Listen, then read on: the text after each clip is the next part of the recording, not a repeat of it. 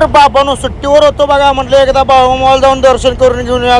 गाडीवर पण जायचं होतं. मग काय प्रवीण दादा तिने आलतात बघा. दादांना आम्ही मस्तपैकी जाऊन दर्शन तीन घेतलो आणि तिथंच प्रवीण दादांना सद्गुरू हॉटेलला आम्हाला मस्तपैकी मिसळ इथं लई टॉपची मिळते म्हणून खायला नेलं. मग काय आम्ही सगळेजण मिसळ तरी खाल्ली. एक नंबर टॉपची मिसळ होती. ब्रिजच्या बाजूलाच हॉटेल आहे सद्गुरू. कधी जाऊन तुम्ही ट्राय करा. मग काय कोल्हापुरात आलो बघा, मस्तपैकी म्हातारासोबत पॅक मारूया. म्हातारा म्हणजे गिरीश का सुनिका का गाणा. मग काय पॅक तीन लावलं बघा. लग्नाला जात होतो. लग्नात ना आलो बघा. अक्षरशः इथं मस्तपैकी नारळ पाणी तीन पिऊया म्हटलं, गार होऊया मस्तपैकी. मग काय तिथनं नारळ पाणी पिलो बघा आणि आपल्या हॉटेलला आलो.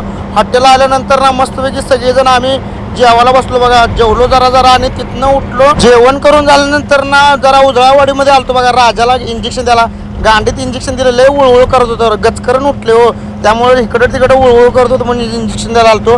मग काय दुसऱ्या दिवशी प्रवीण दादा तीन परत कोल्हापूरला आलतीत आणि मस्तपैकी नियोजन लावलेलं बघा. फोंड्याला जायचं ताडीमाडी आणायला. मग काय सिद्ध्या पण आता बघा. इनोवा घेतली बघा आणि मस्तपैकी निघलो. तर कुठलं काय पुढे जायचं संभाजीनगर पाशी प्लॅन फिसकटला. हॉकी स्टेडियमच्या बाजूला गोल्डन वन पाशी आलो. हे दिल जेले कुणाच्या प्रेमात येऊन इथं देशी पेत बसलेला बघा.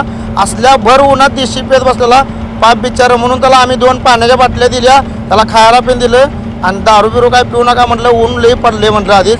मग काय आम्ही एक बिअर घेतलं बघा मस्तपैकी आणि तिथनं नाक्यावर आलो बघा आपल्या युनिव्हर्सिटीच्या.